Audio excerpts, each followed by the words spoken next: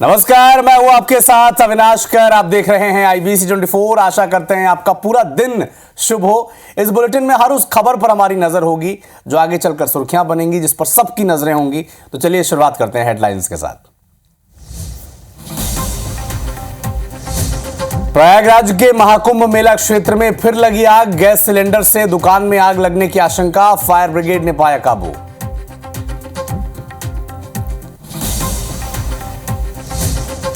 बीजापुर लाए गए सभी 31 नक्सलियों के शव। मुठभेड़ में 11 महिला और 20 पुरुष नक्सली हुए हैं ढेर।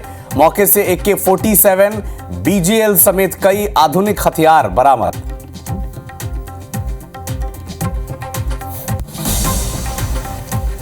आज लोकसभा में आएगा नया इनकम टैक्स बिल। वित्त मंत्री निर्मला सीतारमण कर सकती हैं पेश। बजट के दौरान किया था ऐलान।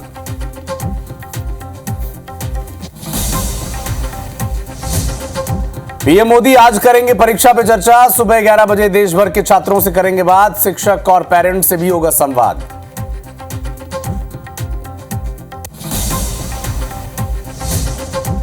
मणिपुर के CM एन बीरेन सिंह ने दिया इस्तीफा। अमित शाह से की थी मुलाकात। दिल्ली से लौटते ही राज्यपाल को सौंपा इस्तीफा।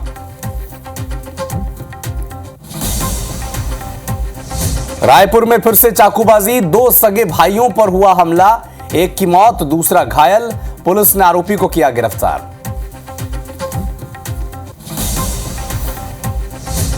रीवा में युवक की हत्या का CCTV फुटेज आया सामने। शव घसीट कर ले जाते दिखे आरोपी। 6 फरवरी को मिली थी लाश। आरोपी गिरफ्त से बाहर।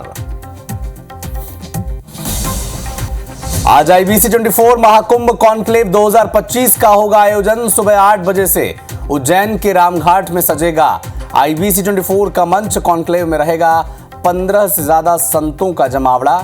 महाकाल की नगरी में संतों से होगी महाकुंभ की बात।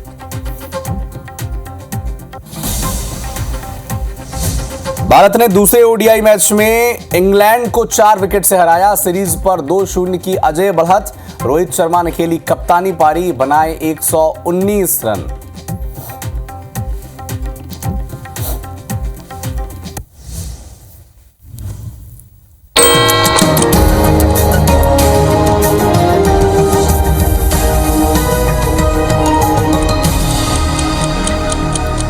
और अब नजर डालते हैं सुबह 7 बजे की 7 दूसरी बड़ी खबरों पर।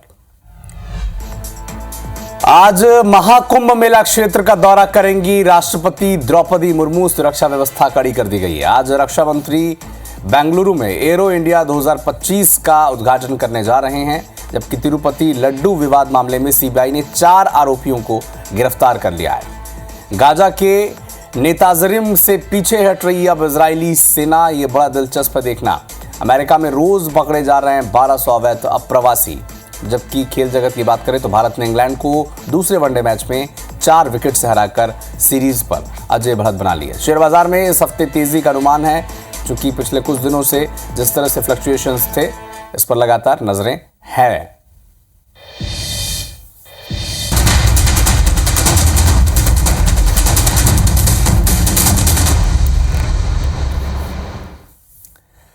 अब बात करेंगे बीजापुर मुठभेड़ की। बीजापुर मुठभेड़ में 31 नक्सली ढेर हुए हैं। मुठभेड़ में 2 जवान भी शहीद हुए हैं, 2 जवान घायल हैं। घायल जवानों का रायपुर में इलाज जारी है और इन सभी घायल जवानों को हेलीकॉप्टर से अब रायपुर लाया गया है, जबकि नक्सलियों के शव को बीजापुर लाया जा चुका है। आज नक्सलियों के शवों का पोस्टमार्टम किया जाएगा। देर रात डेड बॉडी लेकर बीजापुर जवान लौट आए हैं। देखिए, बड़ी संख्या में हथियार, ग्रेनेड, AK-47, BGL, SLR ये सब बरामद किया गया। आधुनिक टेक्निक की जो मशीनें होती हैं। आज भी इलाके में सर्चिंग जारी रहेगी। फरसेगढ़ बॉर्डर में नेशनल पार्क एरिया में ये मुठभेड़ हुई है। 31 नक्सली ढेर कर दिए गए हैं। जो संकल्प है गृह मंत्री अमित शाह का कि मार्च 2026 तक नक्सलवाद का खात्मा छत्तीसगढ़ से करना है, और इसी सिलसिले में देखिए हर तरह की रणनीति तैयार की जा रही है सरकार की तरफ से। जो लोग नक्सली विचारधारा से प्रेरित हैं उन्हें यह आग्रह भी किया जा रहा है कि आप सरेंडर करें, समाज की मुख्यधारा से आप जुड़ें, उनके लिए खास व्यवस्था है। और जो नहीं मान रहे हैं उन्हें इस तरह से नक्सल ऑपरेशन में ढेर किया जा रहा है। 31 नक्सलियों को ढेर कर दिया गया है। उसमें बड़ी संख्या में महिला नक्सली भी शामिल हैं, 11 महिला शामिल हैं, 20 पुरुष हैं। और दूसरा रास्ता ये भी है कि और आगे जो लोग नक्सली ना बने उनके लिए भी सरकार और प्रशासन लगातार काम कर रहा है। तो देखिए ग्राउंड जीरो की तस्वीरें हैं। ग्राउंड जीरो से AK-47, SLR, BJL ये सब बरामद किया गया है। 31 नक्सली, इसमें से 20 पुरुष नक्सली हैं, 11 महिला नक्सली हैं। और दुख की बात ये रही कि इस मुठभेड़ में हमारे 2 जवान शहीद हो गए हैं, 2 घायल हैं। घायल जवानों का रायपुर में इलाज जारी है। कुछ प्रतिक्रिया भी आ रही है, सुने आप।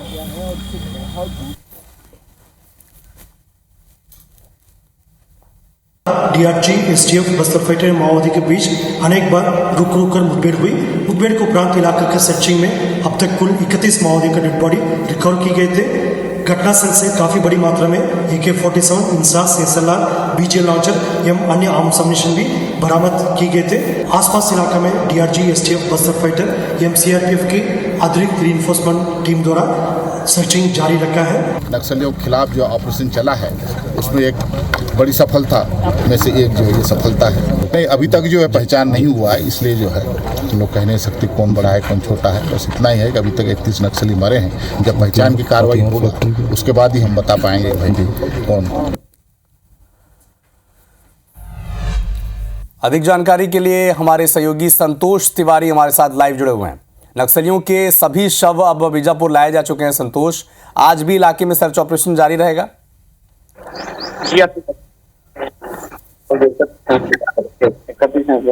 बीजापुर लाया गया है, हेलीकॉप्टर के माध्यम से बीजापुर लाया गया था और अभी भी रात के सर्चिंग चल रही है। हालांकि मुठभेड़ थम गई है और घटनास्थल से जो 31 माओवादियों के जो सब बरामद किए हैं उनका हालांकि शिनाख्त नहीं हुआ, लेकिन कहीं ना कहीं बड़े लीडर इसमें भी मारे गए हैं।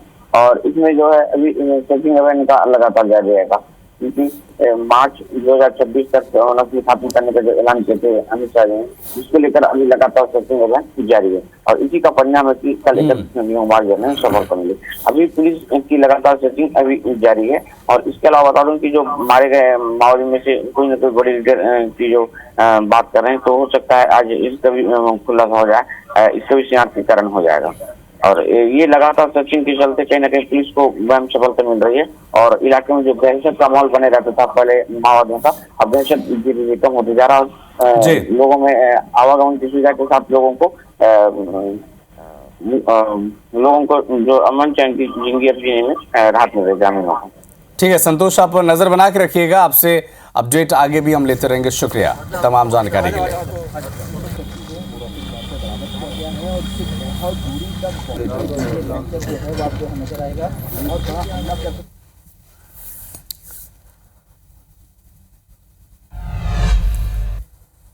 और अब बात करेंगे महाकुंभ की।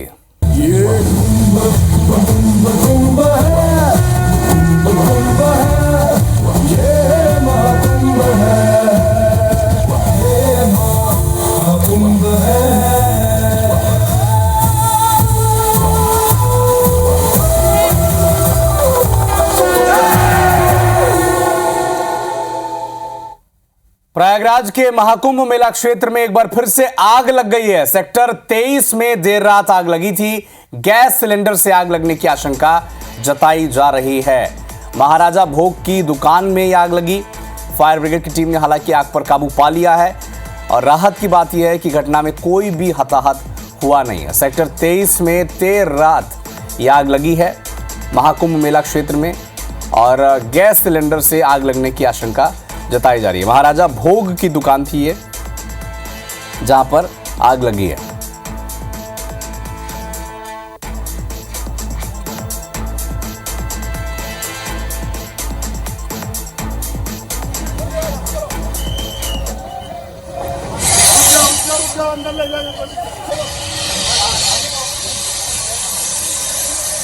संदीप तिवारी हमारे साथ, हमारे सहयोगी प्रयागराज से लाइव जुड़े हुए हैं। संदीप, वहां पर क्या हुआ देर रात को, जरा बताएं दर्शकों को। देखिए, अरैल का सेक्टर 23 है, जहां पर आग लगने की सूचना मिलते ही दमकल की गाड़ियां वहां पर पहुंची और उन्होंने प्रयास करके इस पूरे आग पर काबू पाया। फिलहाल किसी के हताहत होने की उसमें कोई सूचना नहीं है, लेकिन ये महाराजा प्रसाद चाय और नाश्ते की दुकान थी, जिसमें आशंका ये हो रही है कि वहां पर जिस दौरान ये लोग खाना वगैरह बना रहे थे, सिलेंडर की लीकेज की वजह से ये आग भड़क गई और देखते ही देखते उसने पूरी दुकान को अपनी चपेट में ले लिया। लेकिन वहां पर जो दमकल की गाड़ियां पहुंची, उन्होंने आग पर काबू पाया। आग को कड़ी मशक्कत के बाद बुझा तो दिया गया, लेकिन किसी के हताहत होने की सूचना नहीं है। नुकसान हुआ है, जो दुकान में सामान रखे हुए थे वो पूरी तरीके से जलकर खाक हो गए। ठीक है संदीप, आप नजर बना के रखिएगा इस खबर पर, और भी अपडेट आपसे आगे हम लेंगे। शुक्रिया।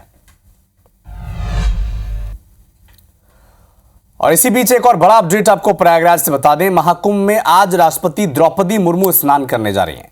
त्रिवेणी संगम में राष्ट्रपति स्नान करेंगी। राष्ट्रपति संगम में आस्था की डुबकी लगाने जा रही हैं। आज सीएम योगी आदित्यनाथ उनके साथ मौजूद रहेंगे।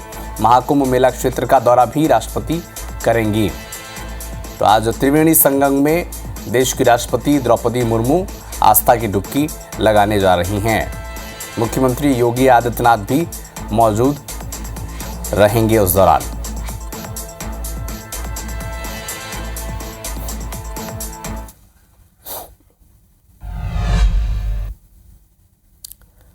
प्रयागराज में महाकुंभ के चलते भारी भीड़ उमड़ रही है। प्रयागराज संगम स्टेशन बंद कर दिया गया है।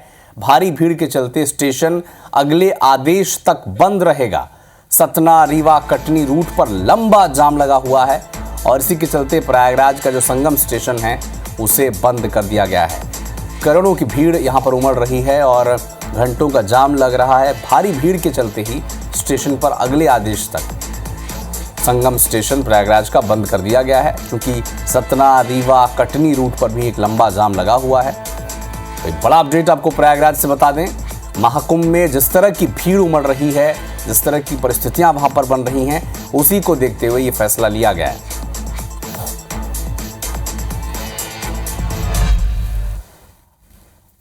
रीवा प्रयागराज मार्ग पर करीब 7 किलोमीटर का लंबा जाम लगा हुआ है। इसमें महाकुंभ जाने और वहां से आने वाले कई राज्यों के श्रद्धालु फंसे हुए हैं। रविवार को सुबह से ही वाहनों की लंबी कतार लगी हुई है। पुलिस जवान, अधिकारी सड़क पर उतरकर व्यवस्था बनाने में जुटे हुए हैं। पुलिस ने मुख्य रूप से गंगेव और चाक घाट में स्टॉप पॉइंट बनाए हैं। लगभग 10,000 वाहनों को रोका गया है। जिला प्रशासन की तरफ से यात्रियों के लिए भोजन पानी की व्यवस्था की गई है। उधर प्रयागराज जाने वालों को कटनी में भी रोका जा रहा है। कटनी में कल रात भर से लोग नेशनल हाईवे 30 में फंसे हुए हैं। 1-2 किलोमीटर आगे बढ़ने में 4 से 5 घंटे का वक्त लग रहा है। एसपी बता रहे हैं कि श्रद्धालुओं के लिए खाने पीने की व्यवस्था की गई है और उच्च अधिकारियों से निर्देश मिलते ही वाहनों को रवाना किया जाएगा। बता दें कि महाराष्ट्र समेत कई राज्यों से प्रयागराज जाने का एकमात्र रास्ता NH30 है, जो कटनी, मेहर, रीवा होते हुए गुजरता है।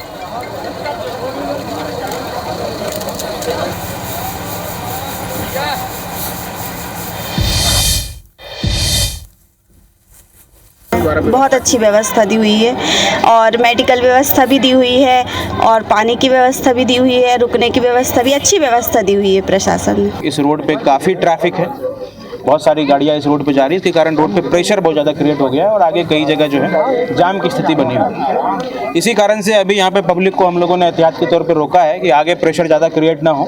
साथ ही जैसे इससे आगे से रिलीज होता जाएगा प्रेशर, हम इनको धीरे धीरे यहाँ से रवाना करते रहेंगे। जितने भी यात्री हैं वो प्रातः से ही यहाँ पे आ गए हैं। कई यात्रियों को यहाँ से छोड़ा भी गया है। जो यात्री यहाँ पर रुके हुए हैं, जब तक यूपी से सिग्नल नहीं मिलता है तब तक हम यहाँ से वाहन नहीं छोड़ पाएंगे।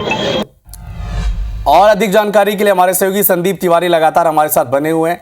संदीप, जिस तरह की व्यवस्थाएं वहां पर की जा रही है, लगातार अच्छी व्यवस्थाएं तो है ही, लेकिन जिस तरह की भीड़ वहां पर पहुंच रही है उसी को देखते हुए कई अल्टरनेटिव रास्ते भी अपनाए जा रहे हैं। जैसे कि अभी प्रयागराज संगम का जो स्टेशन है वो बंद कर दिया गया है अस्थायी तौर पर, और चूंकि NH30 जो होकर गुजरता है एकमात्र रास्ता है रीवा मेहर वाला, वहां पर भी भारी भीड़ की स्थिति बन रही है। जगह जगह पर स्टॉपेज कर गाड़ियों को रोका जा रहा है। क्या अपडेट है? और देखिए, प्रयागराज के चारों तरफ अगर सराउंडिंग हम देखें तो लगातार जो है जाम की स्थिति बनी हुई है। अगर आपको 2 किलोमीटर की यात्रा भी करनी है तो उसमें 5 से 6 घंटे 4 घंटे लग रहे हैं आपको शहर में घुसने के। बाहर की गाड़ियां फिलहाल कोशिश ये की जा रही है कि वो शहर के बाहर ही रोक दी जाए। उसके बावजूद एक लंबा जाम, चाहे वो आपका छत्तीसगढ़, मध्य प्रदेश, महाराष्ट्र वाला मार्ग हो या फिर मिर्जापुर, बनारस और कोलकाता मार्ग हो, दिल्ली वाले मार्ग हो या फिर जो अयोध्या तरफ लखनऊ की तरफ से मार्ग आते हैं, वो सभी मार्गों पर एक लंबी कतार गाड़ियों लगी हुई है, जो कि चाहे वो आने वाले रास्ते हो चाहे जाने वाले रास्ते हो, क्योंकि जो श्रद्धालु नहा कर निकल रहे हैं वो वापस जाने के लिए निकल रहे हैं और लोग लगातार प्रयागराज में जो है वो घुसने का प्रयास कर रहे हैं, स्नान करने की कोशिश कर रहे हैं। तो लगातार जो है जाम की स्थिति बनी हुई है और भयंकर रूप से यहाँ पर जाम लगा हुआ है। चाहे वो जो भी रास्ता हो, जिस रास्ते से भी आप प्रयागराज में एंटर करने की कोशिश करेंगे, उस रास्ते पर आपको जाम मिलेगा। संगम स्टेशन को बंद करिए, चूंकि लगातार यात्रियों की जो भीड़ है वो पहुंच रही, श्रद्धालुओं की भीड़ जो है वो पहुंच रही, दबाव बहुत ज्यादा बढ़ गया है, जिसको देखते हुए संगम स्टेशन को बंद कर दिया गया। प्रयाग स्टेशन जो है वहां से वो सारी ट्रेनें मिलेंगी जो संगम स्टेशन से मिला करती थी।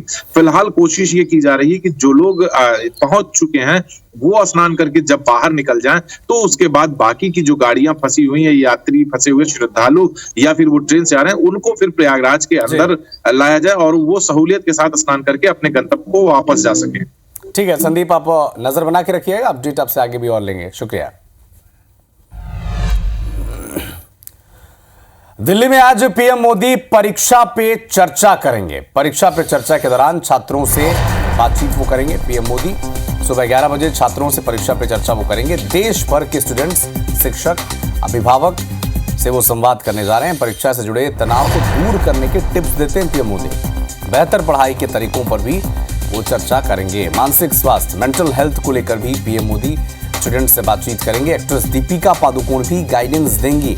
मैरी कॉम, विक्रांत मैसी समेत 12 हस्तियां आज परीक्षा जो गाइडेंस होता है स्टूडेंट्स को, कैसे वो मोटिवेटेड रहें, कैसे वो अपने नर्व सिस्टम पर काबू बनाए रखें, इन सब का थोड़ा जो गाइडेंस है, अपने अनुभव का जो लाभ है वो आज स्टूडेंट्स को देने जा रहे हैं। पीएम मोदी आज परीक्षा पर चर्चा करेंगे और सभी से बातचीत करेंगे, कोशिश करेंगे संवाद स्थापित हो परीक्षा से पहले।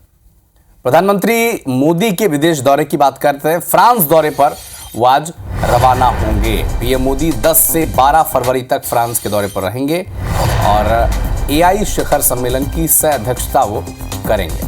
फ्रांस के राष्ट्रपति इमैनुअल मैक्रॉन, इनके साथ वो सह अध्यक्षता करेंगे। राष्ट्रपति मैक्रॉन के डिनर में भी वो शामिल होंगे। तो पीएम मोदी आज फ्रांस दौरे पर रवाना होने जा रहे हैं। 10 से 12 फरवरी तक वो फ्रांस के दौरे पर रहेंगे और राष्ट्रपति इमैनुअल मैक्रॉन के साथ सह अध्यक्षता उनकी रहेगी।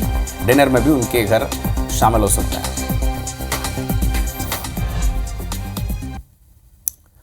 और आज हो सकता है कि देश को नया इनकम टैक्स बिल मिल जाए। आज पेश हो सकता है नया इनकम टैक्स बिल, लोकसभा में से पेश किया जा सकता है। वित्त मंत्री इसे पेश कर सकती हैं। इनकम टैक्स बिल जिसका जिक्र बजट में वित्त मंत्री निर्मला सीतारमण ने किया था, आज इसे लोकसभा में पेश किया जा सकता है।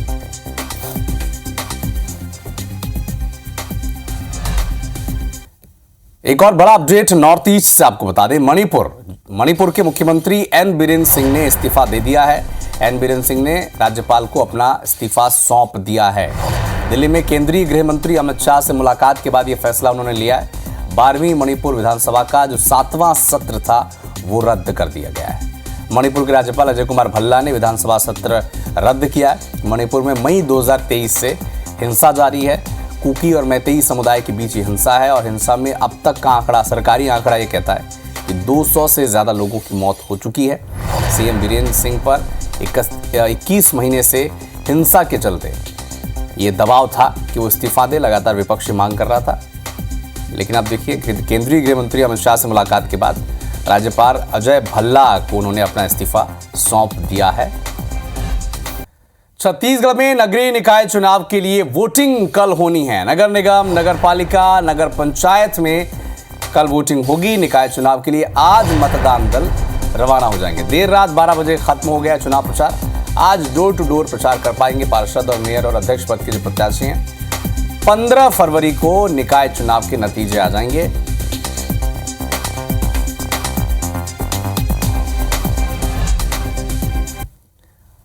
रायपुर में चाकूबाजी के मामले थमने का नाम नहीं ले रहे हैं। खमतराई इलाके के रावा भाठा में देर रात एक बदमाश ने पुरानी रंजिश के चलते युवक की चाकू मारकर हत्या कर दी और उसके भाई को चाकू मारकर घायल कर दिया। बताया जा रहा है कि दुर्गा मंदिर के पास वीरेंद्र पांडे ने 2 सगे भाइयों को चाकू से हमला किया, जिसमें रवि साहू की मौके पर मौत हो गई। मुकेश साहू की हालत गंभीर है, मेकारा में भर्ती है। आरोपी वीरेंद्र पांडे पहले भी जेल जा चुका है। फिलहाल पुलिस ने आरोपी के खिलाफ हत्या का केस दर्ज कर जांच शुरू कर दी है।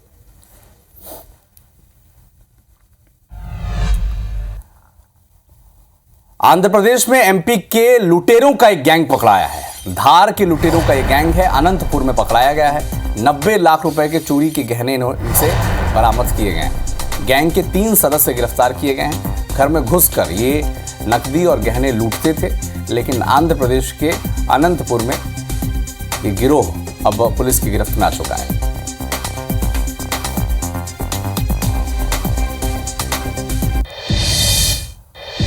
उत्तर प्रदेश के जौनपुर में हथियारों की फैक्ट्री पकड़ी गई है। अवैध हथियार फैक्ट्री पर छापा पड़ा है।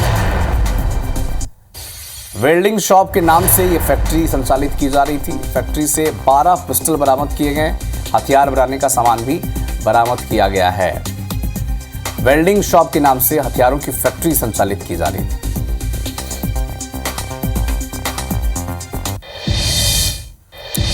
जम्मू कश्मीर में पाकिस्तानी पार्टी का झंडा नजर आया है। इमरान खान की पार्टी पीटीआई का झंडा बरामद किया गया है जम्मू कश्मीर से। झंडे के साथ पीटीआई के लोगो वाला गुब्बारा भी मिला है। सुरक्षा बलों ने झंडा और गुब्बारा जब्त कर लिया। देखिए, जम्मू कश्मीर के डोडा में आखिर पाकिस्तान के पूर्व प्रधानमंत्री इमरान खान की पार्टी पीटीआई का लोगो वाला गुब्बारा और झंडे का क्या काम है, लेकिन ये आया कैसे, बड़ा सवाल है। जांच हो रही है।